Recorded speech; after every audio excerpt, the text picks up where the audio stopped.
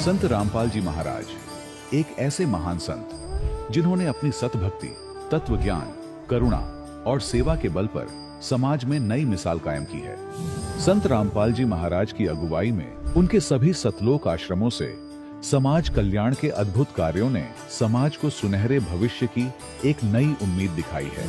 संत रामपाल जी महाराज से नाम दीक्षा लेने के बाद लाखों लोगों की लाइलाज बीमारियां जैसे कैंसर, एड्स आदि ठीक हुई। संत जी के ज्ञान से प्रेरित होकर उनके अनुयायियों ने लाखों यूनिट रक्तदान किया।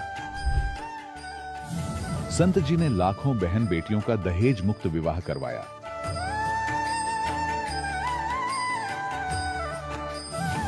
संत जी ने लाखों लोगों का नशा छुड़वाया, करोड़ों उजड़े परिवार बसे। संत जी के आश्रमों में समागम के दौरान निःशुल्क नेत्र चिकित्सा, दंत चिकित्सा प्रदान की जाती है।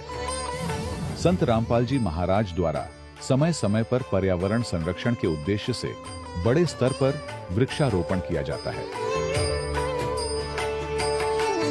संत जी ने जरूरतमंदों को तत्काल राहत पहुंचाने के लिए एम्बुलेंस सेवा शुरू की। संत जी अपने अनुयायियों को देहदान के लिए प्रेरित करते हैं, जिससे मानवता की सेवा और चिकित्सा क्षेत्र में सुधार हो सके। संत रामपाल जी महाराज के सभी आश्रमों में हर रोज निःशुल्क भंडारा आयोजित किया जाता है, जहां हर वर्ग, हर जाति और हर धर्म के लोग एक साथ बैठकर भोजन करते हैं।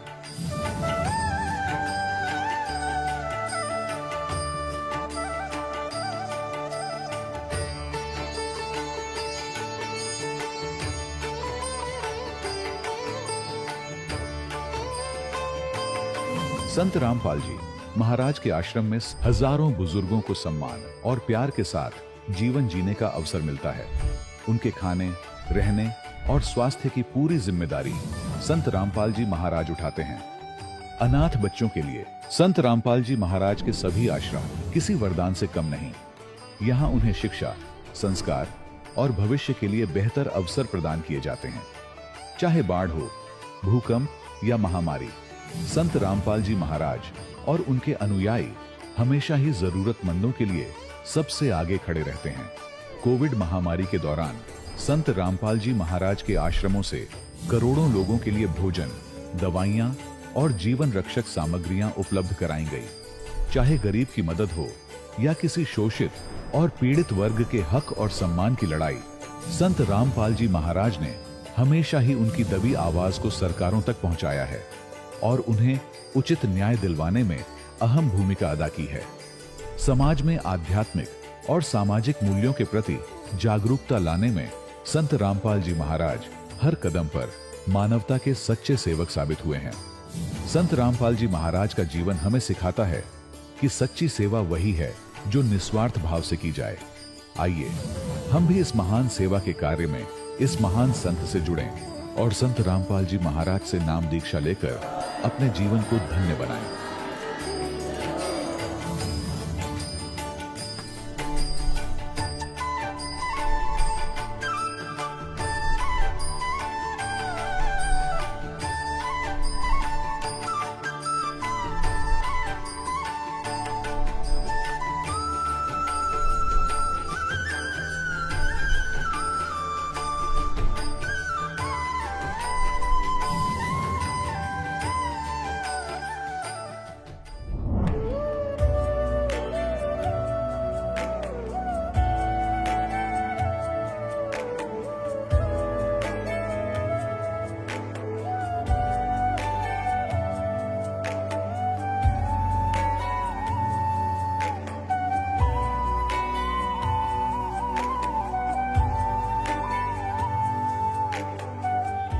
पवित्र श्रीमद् भागवत गीता, पवित्र चारों वेद, पवित्र कुरान शरीफ, पवित्र बाइबल, पवित्र गुरु ग्रंथ साहिब, पवित्र कबीर साहिब की वाणी में छुपे हुए गूढ़ रहस्य अर्थात तत्व को जानने के लिए कृपया अवश्य सुनिए जगत गुरु तत्वदर्शी संत रामपाल जी महाराज के मंगल प्रवचन। सत साहिब दर्शकों, सोचिए क्या हो जब कोई व्यक्ति अपने धर्म में प्रचलित हर प्रकार के पूजन पाठ, व्रत, हवन, जप तप और दान पुण्य के कार्य कर ले, लेकिन फिर भी उसके जीवन में बीमारियां कम होने की बजाय और बढ़ती ही चली जाएं। दर्शकों, ऐसी ही कहानी थी उत्तराखंड के रहने वाले सुरेंद्र सिंह जी की। सुरेंद्र जी ने अपने जीवन में कई प्रकार की साधनाएं अपनाई। इन्होंने जप भी किया, व्रत भी रखे और तीर्थों की यात्रा भी की, लेकिन किसी भी विधि से इन्हें सच्ची शांति नहीं मिली। लेकिन दर्शकों, आज सुरेंद्र जी का कहना है कि जब से मैंने संत रामपाल जी महाराज से नाम दीक्षा ली है, तब से मेरी जिंदगी पूर्ण रूप से बदल गई है। दर्शकों, आखिर संत रामपाल जी महाराज ने सुरेंद्र जी को ऐसी कौन सी जड़ी दे दी जिससे इन्हें शारीरिक और मानसिक सुख की प्राप्ति हुई? आइए सुनते हैं सुरेंद्र सिंह जी की कहानी, उन्हीं की जुबानी। नमस्कार सर। नमस्कार जी। सर, क्या नाम है आपका? मेरा नाम सुरेंद्र सिंह है जी। सुरेंद्र जी, आप कहाँ से हैं? मैं रुद्रपुर उधम सिंह नगर उत्तराखंड से। सुरेंद्र जी, संत रामपाल जी महाराज से नाम दीक्षा आपने कब ली? सर, मैंने नाम दीक्षा 10 अक्टूबर 2014 में ली जी। सुरेंद्र जी, संत रामपाल जी महाराज से नाम दीक्षा लेने से पहले आप क्या भक्ति साधनाएं किया करते थे? सर, मैं संत रामपाल जी महाराज से जुड़ने से पहले मैं बहुत सारी भक्ति, जैसे कि गुरुद्वारे जाना, और हमारे पिताजी ने नाम दीक्षा ले रखी थी सन 1984 से ब्यास वाले से संत चरण सिंह से जी। उसके बाद हम भी वहाँ ब्यास जाते थे, जैसे वो जाते थे उनके साथ। और वो उससे पहले वो बचपन से शुरू से उनको लगन भी थी, वो गुरु ग्रंथ साहब का पाठ भी करते थे और पाठी भी रहे हैं वो। उन्होंने बहुत मतलब साधना जो है भक्ति की सिद्धियां भी उन्होंने काफ़ी कर रखी हैं। उसके बाद उन्होंने जैसे नाम दीक्षा लेने के बाद उन्होंने एक खेत में हमारे एक जगह बनी हुई, वहाँ मंदिर भी बना रखा। वहाँ पे वहाँ जैसे वो भक्ति करते गए, उनके अंदर सिद्धियाँ आती गई। वो सिद्धियों से मतलब वो फिर उन्होंने काम लेना शुरू किया। लोग आते थे उनके पास, जिसको भी वो आशीर्वाद देते थे, जिसको जिस चीज़ की भी ज़रूरत होती थी, किसी को जैसे भी कोई भी परेशानी होती थी, भूत प्रेत सहाय की, किसी भी तरीके की, वो मतलब सब कुछ। किसी को औलाद जिसके पास नहीं होती थी, उसको औलाद भी वो दिलवाते थे। जैसे ही मतलब वो इतनी साधना, इतनी वो सिद्धियों वाली भक्ति करनी उन्होंने शुरू कर दी थी। जैसे ही उन्होंने ब्यास वाले का नाम जब से लेके आए ना, तो एकदम से उनके अंदर कुछ समय बाद इतनी सिद्धियाँ आ गई थी कि मतलब खुद तो बहुत कुछ करते थे, आगे मतलब घर पे दिन पर दिन परेशानी होती जा रही थी। हमारी मम्मी आए दिन बीमार रहती थी, हम लोग परेशान रहते थे, दुखी रहते थे बहुत ही ज़्यादा। लेकिन फिर भी वो मतलब हर साल हमने किसी भी तरीके से वहाँ मंदिर पे, वहाँ पे भंडारे करवाने, वहाँ पे मतलब पाठ करवाना, वहाँ जागरण होता था। वहाँ पे हमारे दुनिया को, वहाँ मतलब जितने भी लोग आते थे वहाँ उनको हमने मतलब बहुत कुछ करना, जलेबी वगैरह पता नहीं क्या क्या वहाँ होता था, बहुत कुछ करते थे। मतलब आए साल, हर साल कम से कम ज़्यादा नहीं तो 50 से 60 हज़ार रुपये का वहाँ हमारा खर्चा होता था। और घर से करते थे, घर से हम लुटते जा रहे थे। इतनी साधना पिताजी हमारे करते थे, तो हम भी उनका देखे देखी में हमने भी देखा भी ठीक है, जैसे ये कर रहे हैं आगे हम भी नाम दीक्षा लें और उसकी भक्ति करें। तो हम भी राधा स्वामी की भक्ति 2014 में ही 29 मई को मैं ब्यास गया।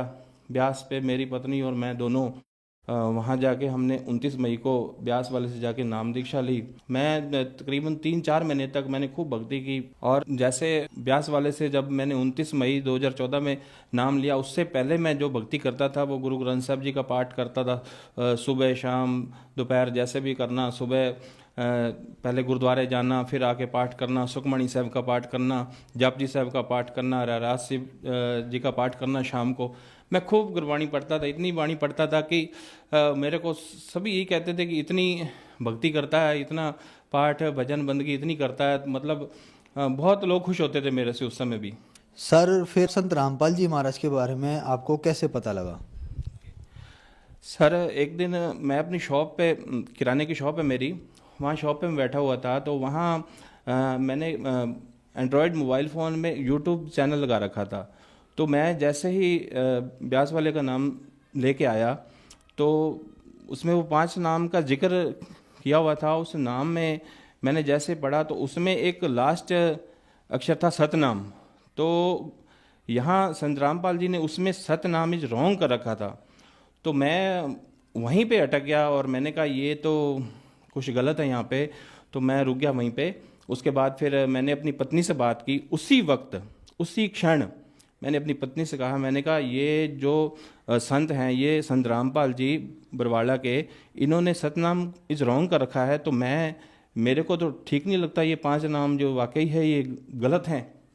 तो मैंने जैसे अपनी पत्नी से उसने ये मेरे को जवाब दिया कि आप मतलब जो आपको अच्छा लगता है वो आप कर सकते हो, अगर आप इस नाम को छोड़ना चाहते हो तो आप नाम छोड़ सकते हो, हम बरवाड़ा जाके वहाँ से नाम दीक्षा लेंगे। और मैंने उसी समय, वही क्षण मैंने वो नाम ब्यास वाले का उसी समय मैंने त्याग दिया। जो पाठ करता था, और उस पाठ के द्वारा जैसे ही मैं जिस दिन मोबाइल से यूट्यूब द्वारा मेरे को पता चला और वो 5 नाम के बारे में मेरे को जानकारी मिली, तो मैं उस दिन से जैसे ही मेरे को सतनाम इज रॉन्ग के बारे में पता चला, तो वो 5 नाम क्या हैं और उसके अंदर फिर मैंने वो नाम ब्यास वाले का त्याग दिया।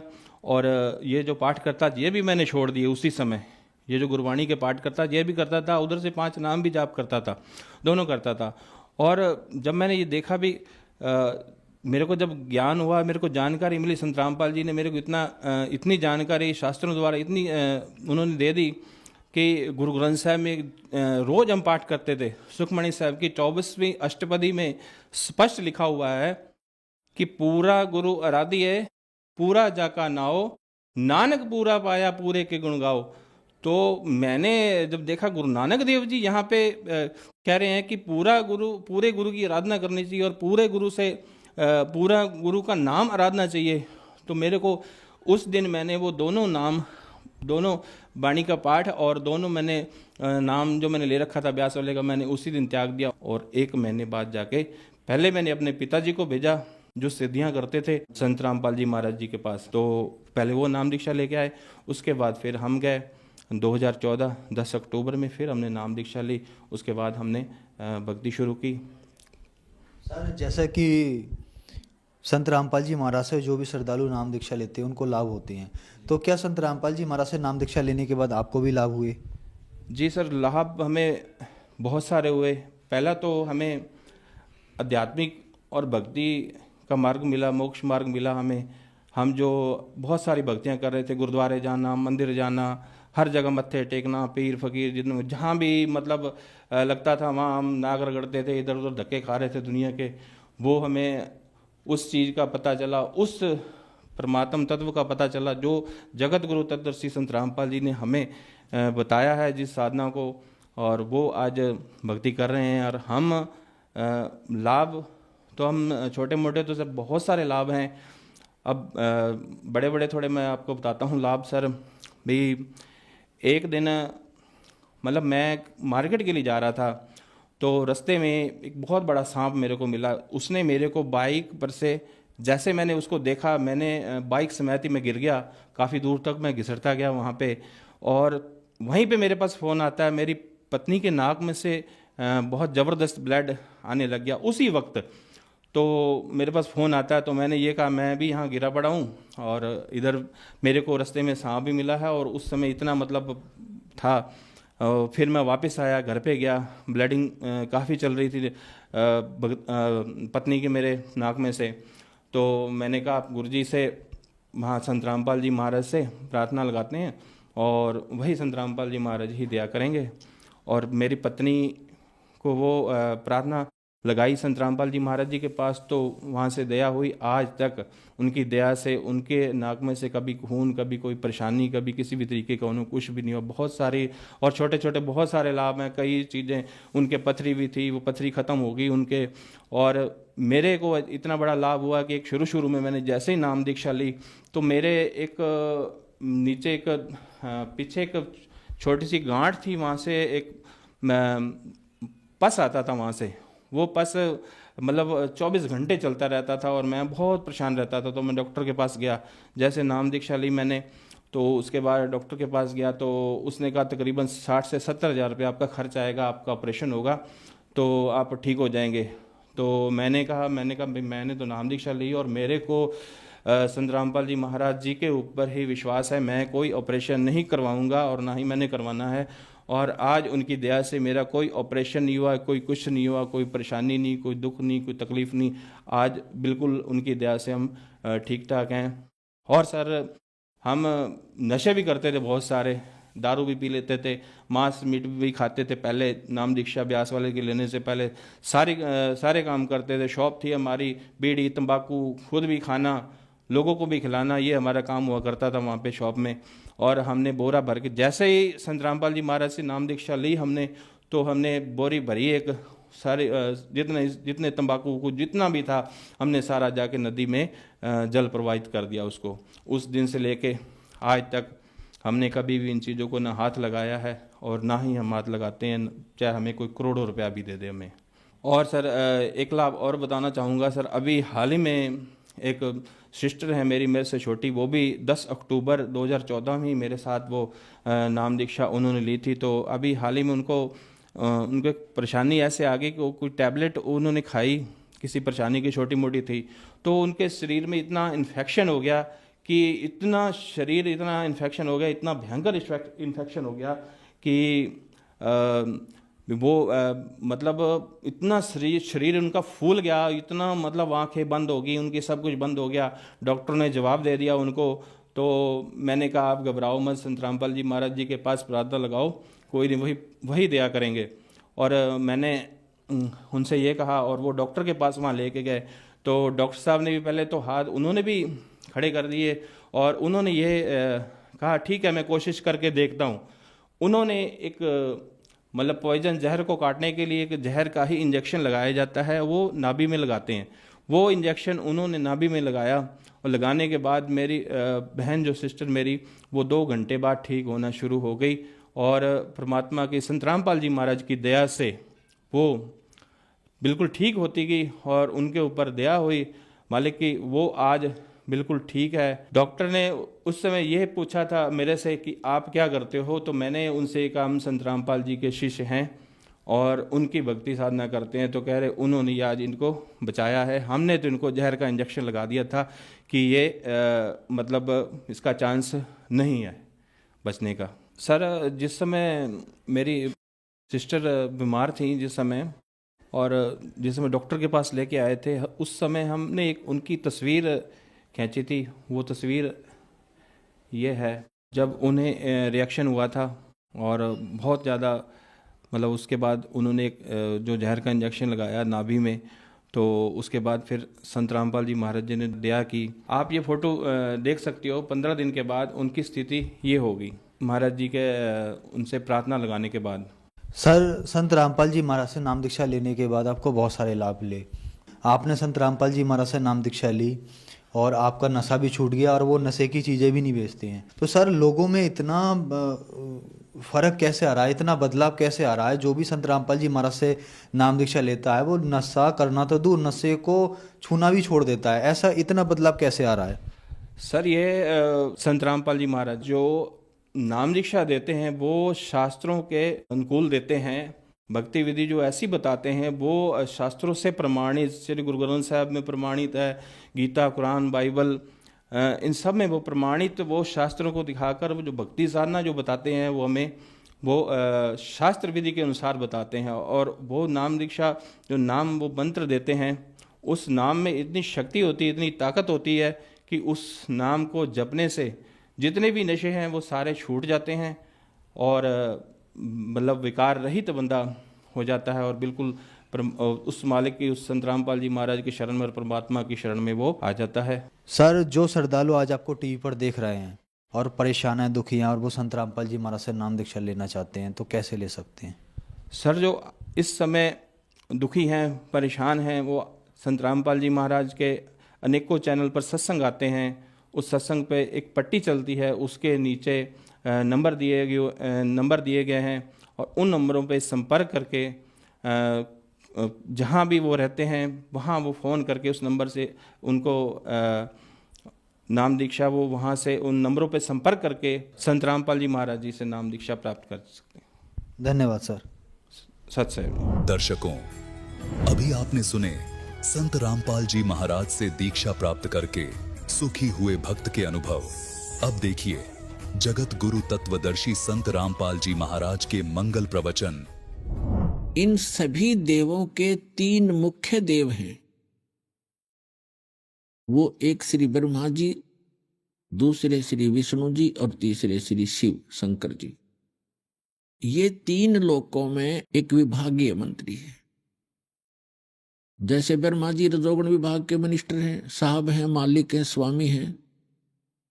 भगवान विष्णु जी जो हैं ये तीन लोकों के अंदर सतोगुण विभाग के मंत्री हैं और भगवान शंकर तमोगुण विभाग के साहब हैं, राम हैं, मालिक हैं, देव हैं, स्वामी हैं। एक ब्रह्मांड के अंदर 14 लोक हैं, 88,000 खेड़े अलग से बने हुए हैं, सपतपुरी हैं, ब्रह्मलोक, ऊपर एक गुप्त लोक है, ब्रह्मलोक के ऊपर एक और लोक है।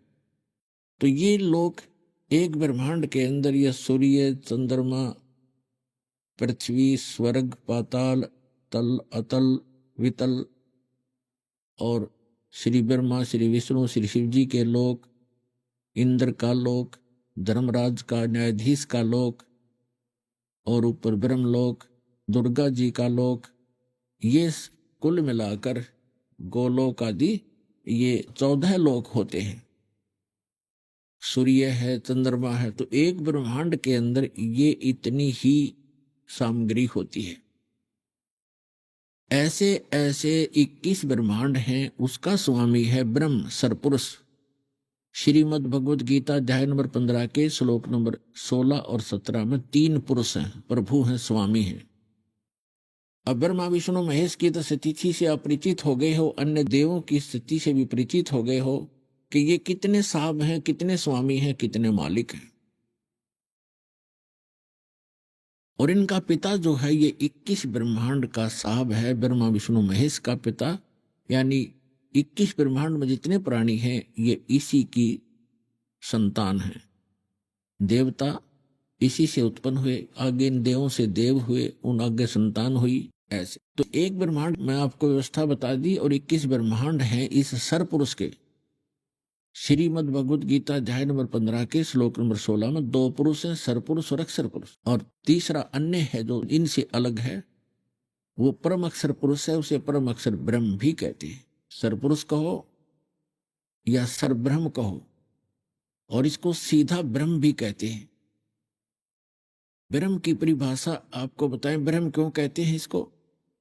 लेकिन ब्रह्म का अर्थ तो साब ही होता है, भगवान होता है, परमात्मा होता है।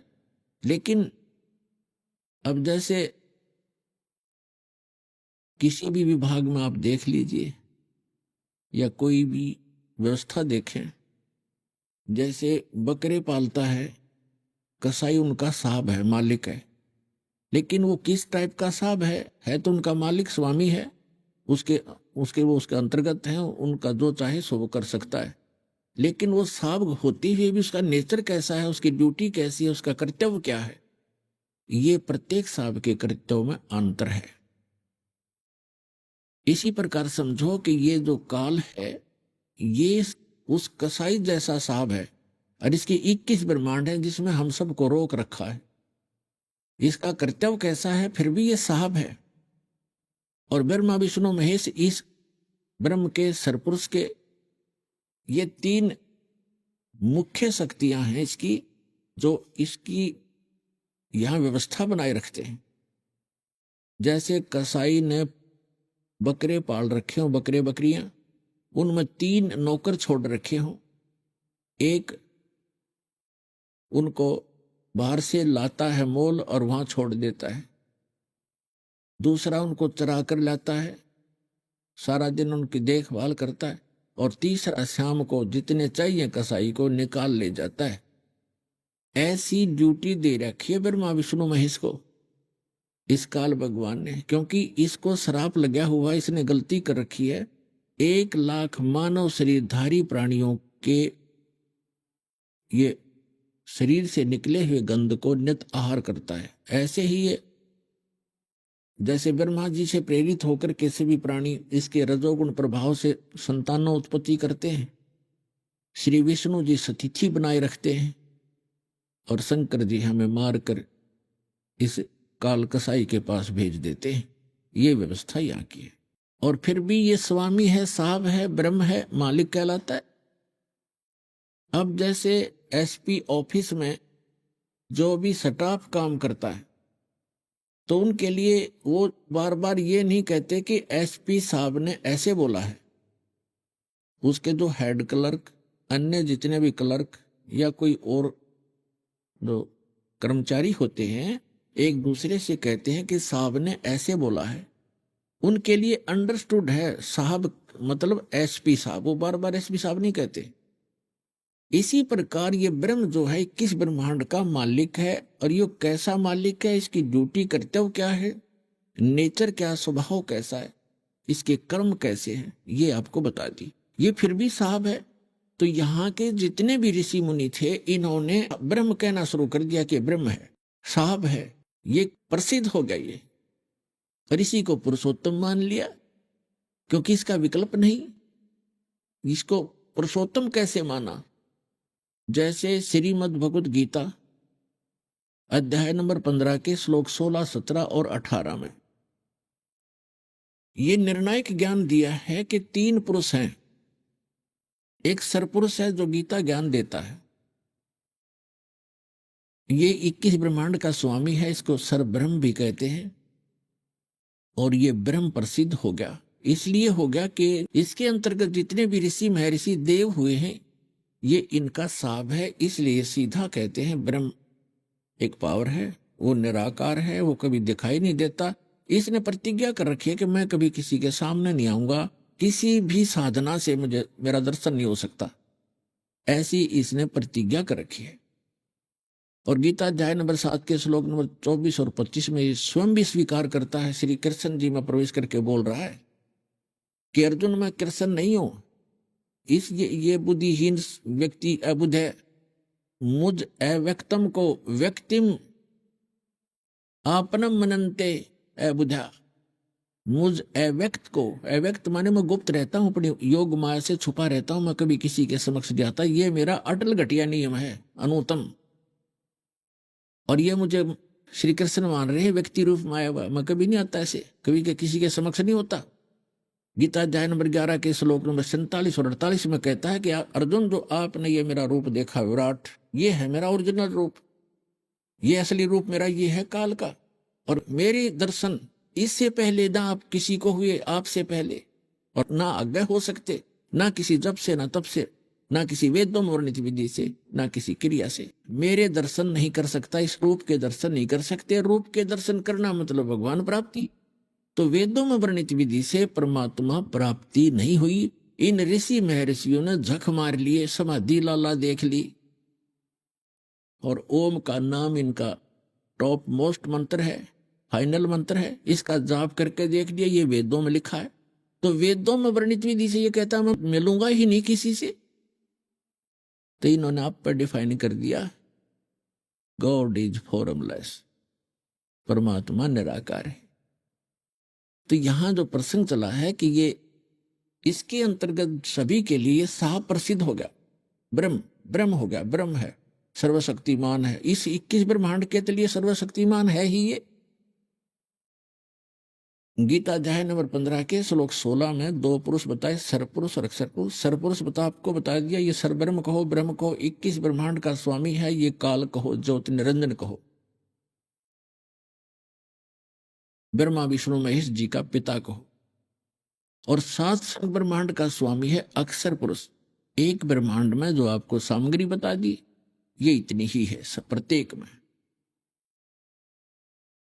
गीता अध्याय नंबर 15 के श्लोक नंबर 16 में 2 पुरुष बताए, सरपुरुष और अक्षर पुरुष। फिर बताया कि इन दोनों के अंतर्गत जितने भी प्राणी हैं वो सब नाशवान है, स्थूल शरीर उनके नाशवान है। जीवात्मा तो वैसे किसी की नहीं मरती, चाहे पशु है चाहे पक्षी है। तो ये स्वयं भी नाशवान है, दोनों सरपुरुष और अक्षर पुरुष। और इनके अंतर्गत जितने प्राणी हैं वो भी नाशवान है। अब गीता अध्याय नंबर 15 के श्लोक नंबर 17 में तुरंत कहा है कि उत्तम पुरुष है तू अन्य। पुरुषोत्तम, पुरुष माने परमात्मा, उत्तम माने श्रेष्ठ। वो श्रेष्ठ परमात्मा तो इन दोनों से अन्य है, सरपुरुष और अक्षर पुरुष से, और वही परमात्मा कहा जाता है। परमात्मा, अब परमात्मा की डेफिनेशन आपको बताएंगे। वो परमात्मा कहा जाता है और वही तीनों लोकों में प्रवेश करके सबका धारण पोषण करता है। अब गीता अध्याय नंबर 8 के श्लोक नंबर 1 में अर्जुन ने पूछा कि हे भगवान, आपने 7वें अध्याय के 29वें श्लोक में जिस तत्परम के विषय में कहा है कि उस तत्परम को जानकर, सारे अध्यात्म ज्ञान को समझकर और सभी कर्मों से परिचित प्राणी केवल जरा और मरण से छूटने का, मोक्ष पाने का ही प्रयत्न करता है। यह संसार की किसी वस्तु की डिमांड नहीं रखता, इच्छा नहीं रहती। तो किम तत्परम, 8वें अध्याय के प्रथम मंत्र में अर्जुन ने पूछा गीता जी में कि किम तत्परम, वो तत्परम कौन है, क्या है। 8वें अध्याय के 3रे श्लोक में गीता ज्ञानदाता ने कहा कि वो परम अक्षर ब्रह्म है, यानी गीता ज्ञानदाता से अन्य है वो। तो गीता अध्याय नंबर 15 के श्लोक नंबर 17 में उस परम अक्षर ब्रह्म के बारे में बताया कि उत्तम पुरुष तु अन्य परमात्मा इति उदाहरत ये लोक तटमाविश्य विवृति अवैश्वर। गीता अध्याय नंबर 15 के श्लोक नंबर 18 में गीता ज्ञानदाता कहता है कि जितने प्राणी मेरे अंतर्गत हैं 21 ब्रह्मांड में, उनसे मैं श्रेष्ठ हूं, उनसे तगड़ा हूं, उनसे शक्तिशाली हूं। इसलिए मैं लोक और वेद में, लोक वेद में, लोक इस 21 ब्रह्मांड का भी एक लोक कहलाता है, जैसे एक राज्य है, स्टेट, और पूरा भारत में लगभग 29 राज्य हैं, ये सारा मिलाकर भी देश है। तो ये क्या कहता है कि मेरे 21 ब्रह्मांड में जितने भी प्राणी है यो मेरा लोक है। और वेद के जानने वालों ने ब्रह्म और ओम नाम का जाप फाइनल मान रखा। तो ये कहता है कि ये एक दंत कथा है, लोक वेद है। जैसे हम लोक वेद के आधार से ब्रह्मा विष्णु महेश जी को अविनाशी मानते थे, इनके कोई माता पिता नहीं थे, ये थी दंत कथा। लोक वेद जो सत्य नहीं था, यथार्थ ज्ञान के विपरीत था। तो यहां ये कहता है लोक वेद के आधार से, दंत कथाओं के आधार से मैं पुरुषोत्तम प्रसिद्ध हूं, क्योंकि मैं जितने प्राणी मेरे अंतर्गत है इनसे श्रेष्ठ हूं, इनसे तगड़ा हूं, मजबूत हूं, इसलिए मैं पुरुषोत्तम प्रसिद्ध हूं। लेकिन उसने 15वें अध्याय के 17वें श्लोक में स्पष्ट कर ही दिया है कि उत्तम पुरुष है तू अन्य, उन दोनों से, सरपुरुष और अक्षर पुरुष से कोई और है श्रेष्ठ परमात्मा। 8वें अध्याय के 30वें श्लोक में भी स्पष्ट कर दिया कि वो परम अक्षर ब्रह्म है। और 18वें अध्याय के 62वें श्लोक में गीता ज्ञानदाता स्वयं कह ही रहा कि अर्जुन तू सर्वभाव से उस परमेश्वर की शरण में जा, उसकी कृपा से तू परम शांति को और सनातन परम धाम को प्राप्त होगा। और गीता अध्याय नंबर 2 के श्लोक नंबर 12 में, गीता अध्याय नंबर 4 के श्लोक नंबर 5 और 9 में, गीता अध्याय नंबर 10 के श्लोक नंबर 2 में ये स्वयं स्वीकार करता है कि अर्जुन तेरे और मेरे बहुत जन्म हो चुके हैं। गीता ज्ञानदाता, तू नहीं जानता, मैं जानता हूं। और मेरी उत्पत्ति को ये देवता लोग भी नहीं जानते, क्योंकि ऋषि नहीं जानते, क्योंकि ये मेरे से उत्पन्न हुए।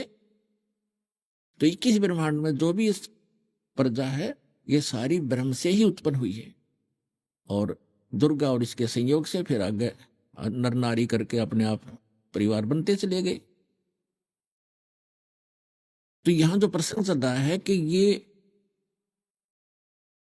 कितना प्रभु है, कितना स्वामी है, ये परिभाषा बता रहे हैं आपको प्रभु की, स्वामी की। तो 21 ब्रह्मांड का स्वामी ये ब्रह्म है। यहां जन्म और मृत्यु सदा बनी रहेगी।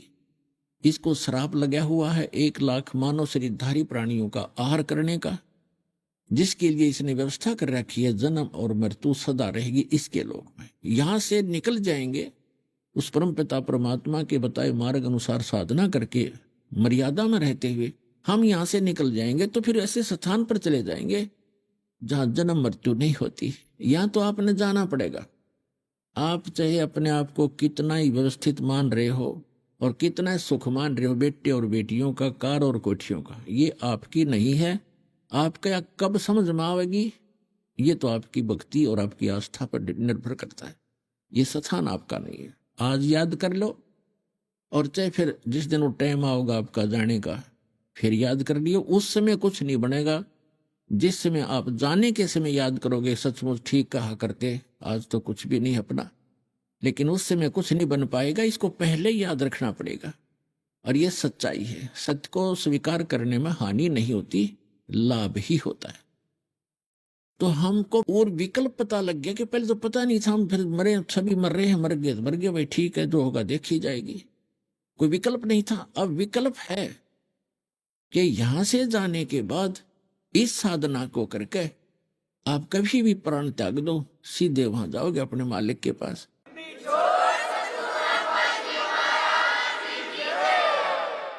और वहां जाने के बाद सुख है।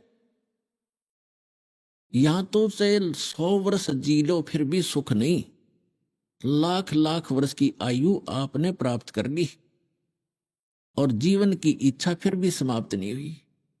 आज चाहे किसी के दोनों पैर कटे हैं, आंख भी नहीं, किसी का हाथ कटा है, कितना ही पीड़ित किसी रोग से है, कोई मृत्यु नहीं चाहता, कोई वृद्धावस्था नहीं चाहता।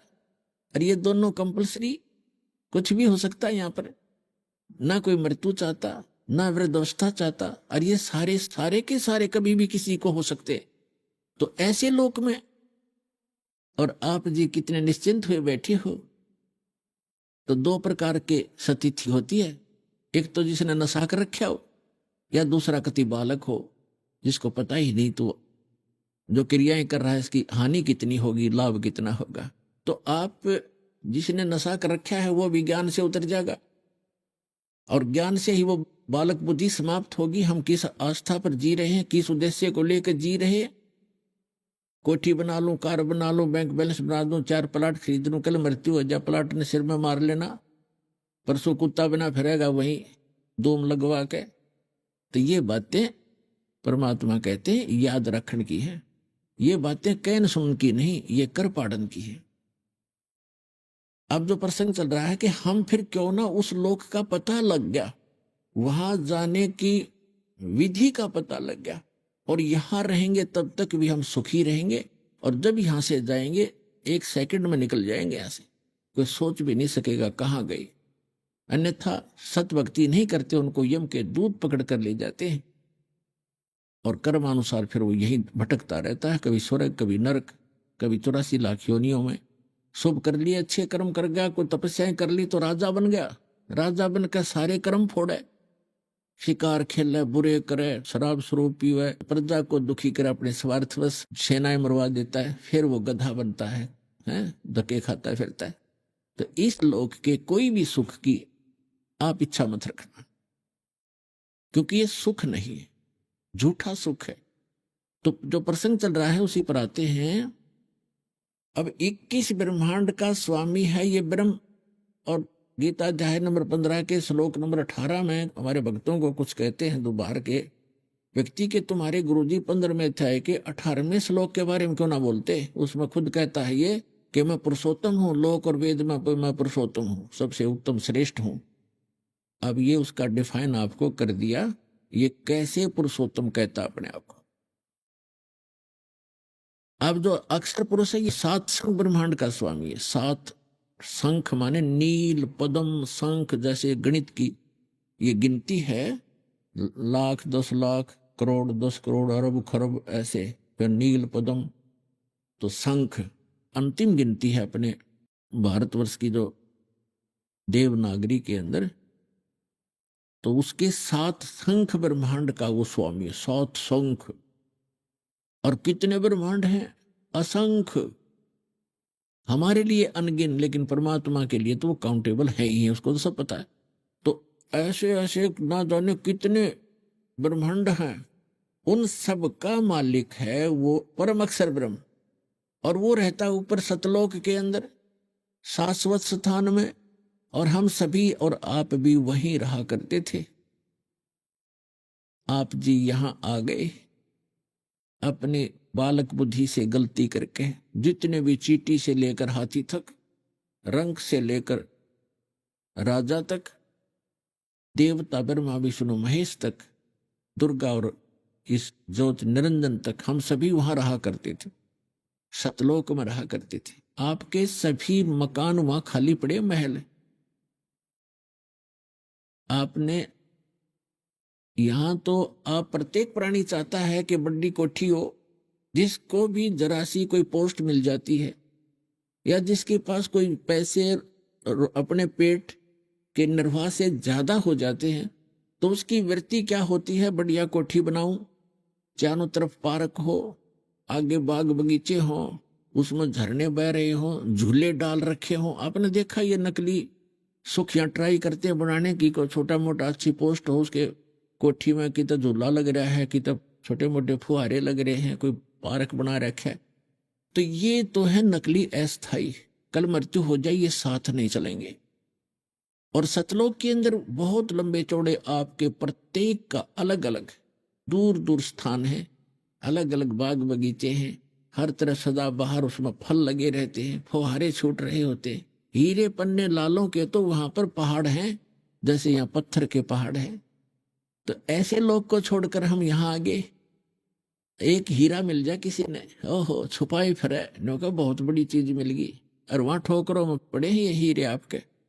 तो कहने का भाव ये है कि हम उस सुख में सथल को छोड़कर अपनी बालक बुद्धि से गलती से यहां फंस गए, और यहां से निकालने का तरीका केवल वो समर्थ बताता है। ये काल भगवान हमें इस ज्ञान का पता नहीं लगने देता।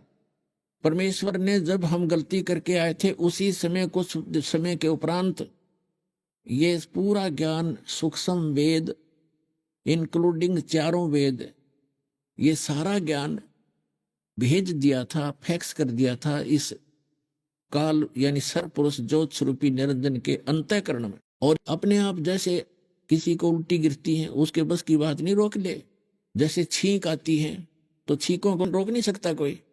तो इसी प्रकार परमात्मा ने ऐसी व्यवस्था करके इसके शरीर में भेज दिया। कुछ समय के बाद इसने ऐसी छींक आई और एकदम ये चारों वेद बाहर आ गए, समुद्र के ऊपर गिर गए, एक सुंदर सुसज्जित ट्रे के ऊपर। एक ही वेद था ये, इसने उसको पढ़ा, फिर इसने देखा कि इसके अंदर उस परमात्मा की पूरी जानकारी है, उस सतलोक की जानकारी है, वहां की व्यवस्था की जानकारी है, और मेरे अंतर्गत जितने प्राणी हैं इनको वो पता लग गया तो सब भाग जाएंगे। और इसको श्राप लगा है इसकी गलती से 1,00,000 मानव शरीरधारी प्राणियों का नियत आहार करने का। तो इसको इस उद्देश्य से इसने उस सूक्ष्म वेद का वो पार्ट, वो अंग उसको निकाल दिया उसमें से, जिसमें उस लोक की जानकारी और उस भक्ति की विधि थी।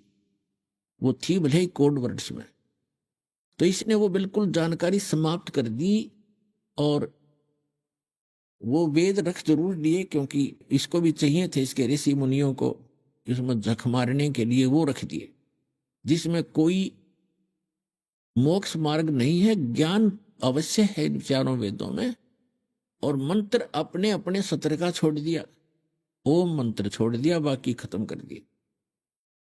तो जिस कारण से इस कंप्लीट स्पिरिचुअल नॉलेज को यानी सारे अध्यात्म ज्ञान को और कंप्लीट मेथड ऑफ वर्शिप को, वे ऑफ वर्शिप को, कंप्लीट भक्ति मोक्ष मार्ग को, मोक्ष विधि को और संपूर्ण कर्मों की जानकारी देने के लिए, इन सब को बताने के लिए वो परमेश्वर स्वयं आता उस अक्षति को पूर्ति करने के लिए। और जो आज हम सत्संग सुन रहे हैं ये उसी उपलक्ष्य में है कि वो परमात्मा आज से लगभग 600 वर्ष पूर्व सन 1398 में वो परमात्मा सतलोक से अपने निज स्थान से सुखमय स्थान को छोड़कर अपनी आत्माओं के लिए, आपके लिए भटक रहे हैं भगवान। वहां से चलकर भारतवर्ष की नगरी काशी में एक लहर तारा नामक तालाब के अंदर एक कमल के फूल के ऊपर आकर विराजमान हो गए सतलोक से चलकर।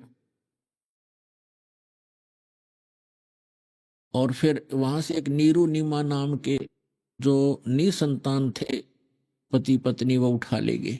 परमात्मा की परवरिश की लीला उन्हीं के माध्यम से हुई। और वो जुलाहे थे, कर्म से जुलाहे थे, जिस कारण से परमात्मा भी जुलाहा कहलाए, वो भी वही कर्म करते थे।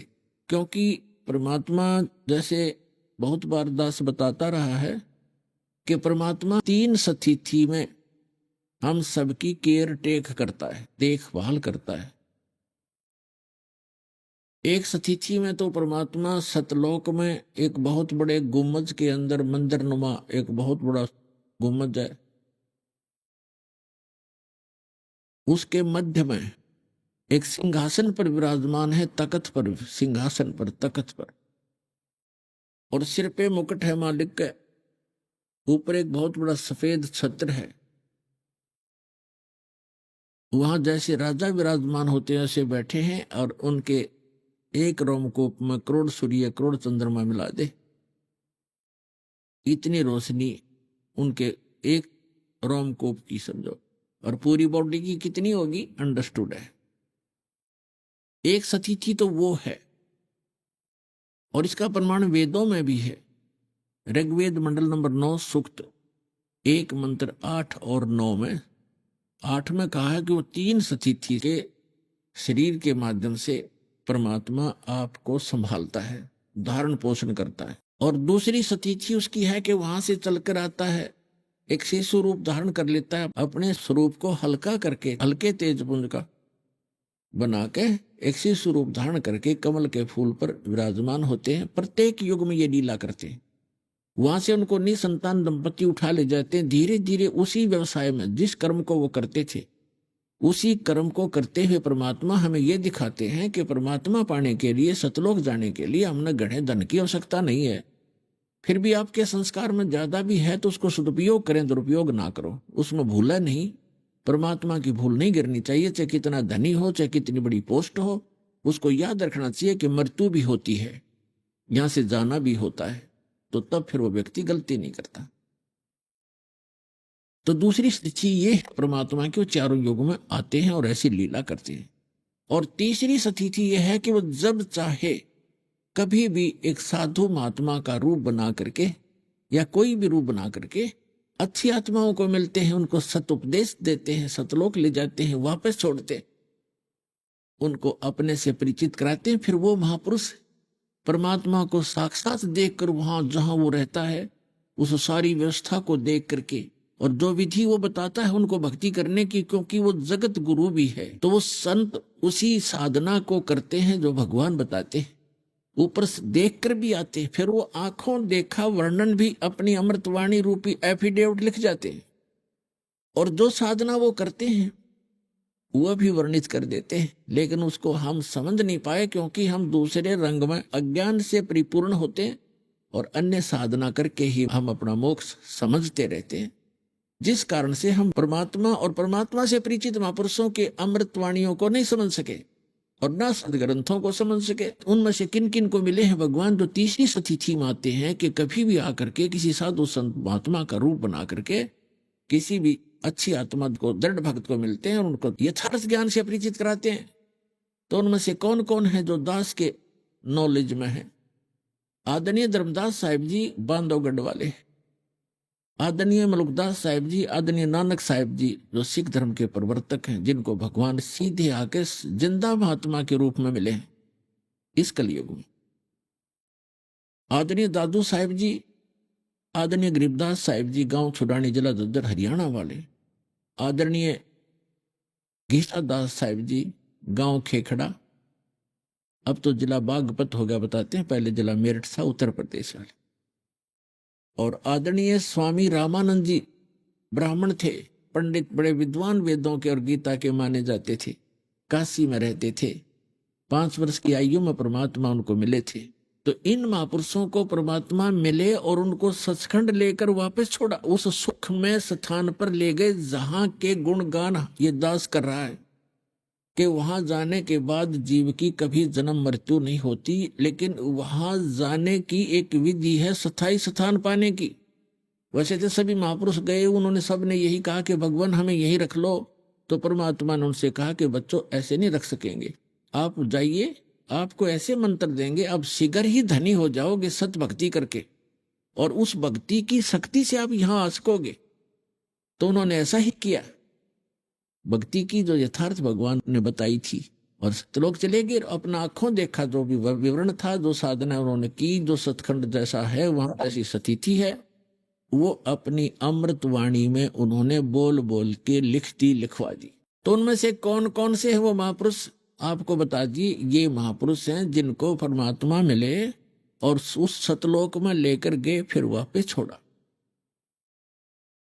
उनमें से स्वयं परमात्मा ने जो ज्ञान दिया था वो आदरणीय धर्मदास साहिब जी ने कबीर सागर, कबीर वाणी, कबीर बीजक रूप में उन परमात्मा के द्वारा बोली गई वाणियों को लिपिबद्ध किया, जो सूक्ष्म वेद है, जिसको तत्व ज्ञान कहते, और जिसके विषय में थोड़ा सा हिंट दिया है कि इसमें श्रीमद् भगवद गीता अध्याय नंबर 4 के श्लोक नंबर 25 से 30 तक बताया कि कोई तो देवताओं की पूजा करता है, कोई स्वाध्याय करके संतुष्ट है, कोई केवल योगी बना हुआ है, योग साधनाएं करके, योगासन करके अपने आप को मुक्त मानता है।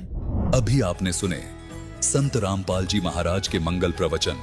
आइए अब सुनते हैं संत रामपाल जी महाराज से नाम दीक्षा लेकर सतभक्ति करके अद्भुत लाभ प्राप्त करने वाले अनुयायी के विचार। दर्शकों, क्या हो जब मनुष्य अपने जीवन में सभी प्रकार की भक्ति साधनाएं अपना ले, तीर्थ, व्रत, उपवास, हवन, पूजन, जप तप सब कुछ कर ले, फिर भी उसे मानसिक परेशानियां, घरेलू क्लेश और भूत प्रेत जैसी अनगिनत समस्याओं ने घेर रखा हो। दर्शकों, ऐसी ही कहानी थी छत्तीसगढ़ की रहने वाली नीमा बघेल जी की। नीमा जी ने अपने जीवन में हिंदू धर्म में प्रचलित सभी प्रकार की भक्ति साधनाएं अपनाई, लेकिन इन्हें सुख और शांति की अनुभूति नहीं हुई। जब इन सभी भक्ति साधनाओं को अपनाने के बावजूद भी इन्हें कोई लाभ नहीं मिला, तो इन्होंने राधा स्वामी पंथ व अनेक संतों के दरवाजे खटखटाए, लेकिन अफसोस नीमा जी को हर जगह से निराशा ही मिली। लेकिन दर्शकों, आज नीमा जी का कहना है कि जब से मैंने संत रामपाल जी महाराज की शरण ग्रहण की है, तब से मेरे जीवन के सभी कष्ट दूर हो गए हैं। अब मैं अपने धर्म में प्रचलित शास्त्र विरुद्ध भक्ति साधनाओं को त्याग कर संत रामपाल जी महाराज द्वारा बताई गई शास्त्रानुकूल भक्ति साधना कर रही हूं। दर्शकों, आखिर नीमा जी ऐसा क्यों कह रही है? आइए सुनते हैं नीमा जी की कहानी उन्हीं की जुबानी। नमस्कार जी। नमस्ते सर। क्या नाम है जी आपका? नेमा बघेल। नेमा जी, आप कहाँ से हैं? मैं विकास नगर कुसमुंडा, जिला कोरबा, छत्तीसगढ़ से आई हूँ। नेमा जी, संत रामपाल जी महाराज से नाम दीक्षा आपने कब ली? 5 जनवरी 2020। संत रामपाल जी महाराज से नाम दीक्षा लेने से पहले आप क्या भक्ति साधनाएं करती थी? संत रामपाल जी महाराज से दीक्षा लेने से पहले हम कबीरपंथी शुरू से थे, और 2004 में हमने कबीरपंथी एक गुरु से नाम उपदेश लिया था। उसके साथ ही साथ 2005 में राधा स्वामी के पंथ के बारे में पता चला, तो हम व्यास गए थे। वहाँ से हमें उपदेश नहीं मिला मम्मी पापा को। फिर हम 2008 में श्री श्री रविशंकर जी से जुड़े, वहाँ आर्ट ऑफ लिविंग से पापा वहाँ जुड़े। फिर उनके सत्संग सुनते थे और उनकी ही भक्ति करने लगे थे। उसके बाद 2012 में कुमार स्वामी जी के बारे में हमें पता चला, तो फिर हम कुरुक्षेत्र हरियाणा गए। वहाँ से हमें बीज मंत्र प्राप्त हुआ। तो वो जो साधना थी उन 2 साल तक किया। वही साधना करते करते हमें भूत प्रेत की बाधाएं बहुत ज़्यादा होगी, तो हमने वो साधना ही छोड़ दी। फिर छत्तीसगढ़ में ही जिला जांजगीर में एक सत्यनिज नाम करके संस्था थी, जो जादू टोना के लिए बहुत प्रसिद्ध है, उससे हम मतलब जुड़ गए। फिर भी हमारी ये परेशानी भूत प्रेत की बाधाएं हमें मतलब ठीक नहीं हुई। तो फिर क्या कारण बना कि आप संत रामपाल जी महाराज की शरण में आए? सर, हम बचपन से ही भक्ति भाव, मतलब मेरे पापा इसमें रहते थे और हम सारे मतलब गुरु के तलाश में थे, और हमें कोई दिक्कत परेशानी नहीं थी। ये सारी मतलब गुरु के तलाश करते करते ही हमें ये बाधाएं जो आई ना भूत प्रेत की, वो इसकी वजह से ही आई और परेशानी जो हुई। तो हमें मतलब जो ज्ञान सही बताए और जिनका ज्ञान हमें सही लगे, हमें मतलब मोक्ष मिले, ऐसा कोई हमें कहीं संतुष्टि नहीं मिला। इस वजह से हमने सारी साधनाएं मतलब छोड़ दी। और संत रामपाल जी महाराज के बारे में हमें पता चला 2019 में। मेरे पापा को इनके बारे में मतलब पता चला, उनके एक फ्रेंड ने उनको ज्ञान गंगा की पुस्तक दी, तो उन्होंने वो पुस्तक पढ़ी और संत रामपाल जी महाराज का सत्संग आता है वो उन्होंने देखी, और उन्होंने 2019 नवंबर में उन्होंने नाम दीक्षा ली संत रामपाल जी महाराज से। मैं वही पुस्तक मतलब मुझे भूत प्रेत की जो बाधा थी, इस वजह से मैं ज़्यादा परेशान रहती थी, तो उन्होंने वो पुस्तक ज्ञान गंगा वो पुस्तक मुझे दी। और 5 जनवरी 2020 में मतलब मैं और मेरे हस्बैंड उनसे भी नाम दीक्षा ली संत रामपाल जी महाराज से। संत रामपाल जी महाराज से नाम दीक्षा लेने के बाद क्या आपको कोई लाभ भी मिले? जी सर, बहुत लाभ मिले सर। मुझे 4-5 सालों से जो मतलब भूत प्रेत की बाधाएं थी उसमें मुझे मतलब दिक्कतें होती थी। मतलब मैं सो नहीं पाती थी, मेरे अंदर इतना मतलब डर हो गया था, मैं दिन में भी नहीं सो पाती थी। मैं जैसे ही आँख बंद करती थी मेरा शरीर पूरा एकदम से भारी हो जाता था, और इस वजह से मतलब मैं इतनी मतलब टेंशन में को इतना ज़्यादा हो गया था कि दिमाग मेरा काम करना पूरा बंद कर दिया था। मैं मतलब सुसाइड कर लूँ ऐसा मेरे अंदर सोच आता था। उस टाइम पे मैं मतलब फर्स्ट बेबी मतलब प्रेगनेंसी था मेरे को, लेकिन मेरे दिमाग में ऐसा लगता था कि मैं खुद भी मर जाऊँ और बच्चे को भी मार दूँ, इतनी मैं ज़्यादा परेशान हो गई थी। और ये इस वजह से हमारे घर में मतलब मेरे हस्बैंड के साथ मेरी लड़ाई झगड़ा मतलब होते रहता था, और ऐसे ही मतलब दिक्कत पूरे 4-5 सालों से ऐसे ही दिक्कत पूरा चलते रहा। तो जब संत रामपाल जी महाराज के बारे में मुझे पता चला, पापा ने मुझे ज्ञान गंगा की पुस्तक दी, और उनके द्वारा मतलब मैं 5 जनवरी 2020 को संत रामपाल जी महाराज से उपदेश लिया, और जो ये भूत प्रेत की बाधाएं तो पूरी तरह से ठीक हो गई, और मुझे पाइल्स की प्रॉब्लम थी वो ठीक हो गई, और शरीर में मतलब मेरे सर में दर्द रहता था हमेशा। मैं मतलब डेली ही मुझे दवाई लेना पड़ता था, ऐसे दिक्कत होता था मुझे। और दूसरा बताना चाहूँगी कि मेरा छोटा सा बेटा जब होने वाला था, डिलीवरी का टाइम था, हॉस्पिटल में डॉक्टर ने ऑपरेशन बोल दिया था। ऑपरेशन थिएटर तक मैं पहुँच गई थी, तो हम लोग नहीं चाहते थे कि ऑपरेशन हो बोल के। तो फिर पापा ने वहाँ अरदास लगाई संत रामपाल जी महाराज के पास, वहाँ प्रार्थना लगवाई। तो जैसे ही प्रार्थना लगी फिर वहाँ ऑपरेशन थिएटर में ही नॉर्मल डिलीवरी हो गया। उसके बाद मतलब मेरा फर्स्ट बेबी जब हुआ था तो उस टाइम पे दूध के मुझे परेशानी, मुझे दूध नहीं आ रहा था, और इस बार भी वही परेशानी हुआ। तो संत रामपाल जी महाराज के पास फिर से हमने प्रार्थना लगाई, तो रात में ही दूध आने लग गया।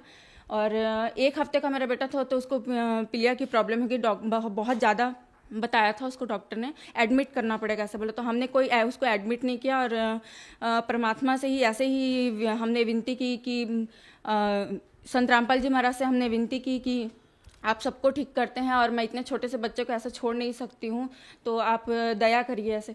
तो हमने कहीं मेरे बेटे को हॉस्पिटल में मतलब एडमिट नहीं कराया, वो घर पे ही ऐसे नॉर्मल मेडिकल से हमने दवाई लिया और वो ठीक हो गया।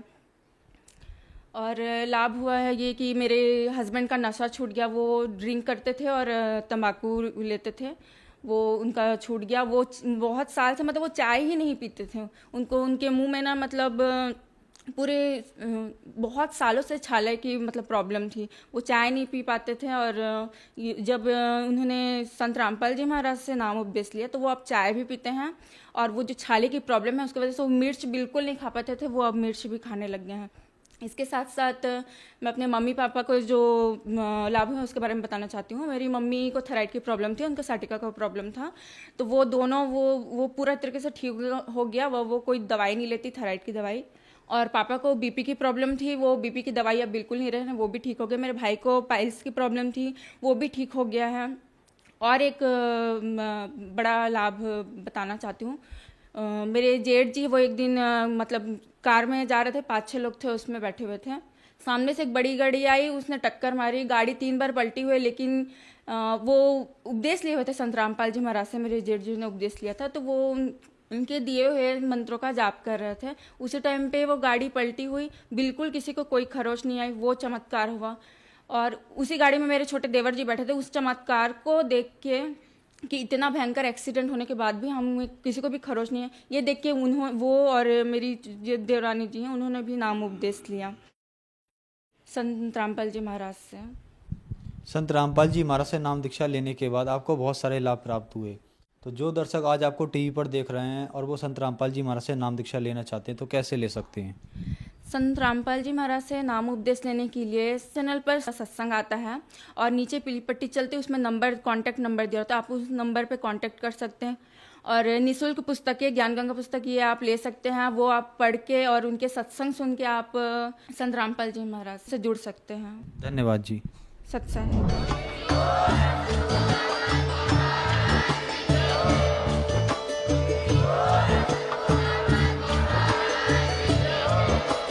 आप सुन रहे थे जगत गुरु तत्वदर्शी संत रामपाल जी महाराज जी के मंगल प्रवचन। अधिक जानकारी के लिए विजिट कीजिए हमारी वेबसाइट www.jagatgururampalji.org। संत रामपाल जी महाराज जी के शुभ आशीर्वाद से पूरे विश्व भर में 500 से भी ज्यादा नाम दीक्षा केंद्र हैं, जिन पर संत रामपाल जी महाराज जी द्वारा ऑनलाइन निशुल्क नाम दीक्षा दी जा रही है। अपने नजदीकी नाम दीक्षा केंद्र का पता करने के लिए संपर्क करें 8222880541।